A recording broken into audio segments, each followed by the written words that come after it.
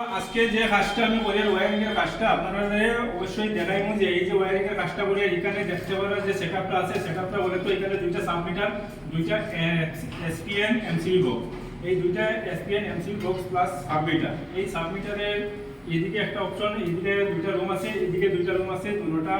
মানে ঘর ভাড়া দেবো পাশাপাশি এদিকে আবার পিছনের দিকে আরেকটা ঘর আছে এদিকেও ভাড়া দেবো। তো এই যে কাজটা যে বললাম এখানে যে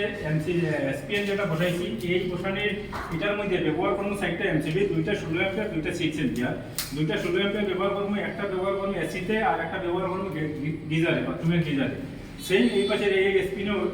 সেম ব্যবহার করবো সাইডটা এমসিবি দুইটা 16 অ্যাম্পিয়ার আর দুইটা 6 অ্যাম্পিয়ার। তো এই যে এখানে আমি আইসোলেটর ব্যবহার করতাম না আইসোলেটর ব্যবহার না করার কারণটা হইল গিয়া এইদিকে আমার কেচিং এর ভিতর থেকে মেইন লাইনটা যে সাব মেইনটা যেটা আইব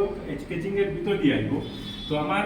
এদিকে যে আরেকটা এসপিএন বসাই আছে আরেকটা রুমের লাগি ওই পাশে শুধু যেখান থেকে মিটারটি বাইরে যে মিটারে মেইন সুইচ আছে উপরে একটা আইসোলেটর বসাইমু উপরে লাগিয়া নিচে একটা মেইন সুইচ আছে এক মেইন সুইচ থেকে কানেকশনটা লইমু লইয়া এদিকে সম্পূর্ণ কানেক্ট করবো সম্পূর্ণ কানেকশনটা করবো। তো এই যে আমি যে সেটআপটা বসাইলাম এই যে কাজটা করলাম যেরকম করছি বা এই যে কাজটা করলাম এটা আপনার কাছে কিরকম লাগে আমার থেকে তো আরো বহুত বড় বড় অভিজ্ঞ মিস্ত্রি আছে অ্যাকচুয়ালি আমি মানে যে সব জানি এটা কিন্তু না আমি আপনার কাছ থেকেই শিখতাম। আপনারা যদি বলেন যে এই কাজটা আমার সঠিক তাহলে সঠিক কিন্তু আমার কাছে মানে সঠিক লাগছে আমি এইরকম বসাইছি এখন আপনারা জানাইতা যে আপনারা কীরকম হয়েছে এই যে কাজটা আমি বললাম।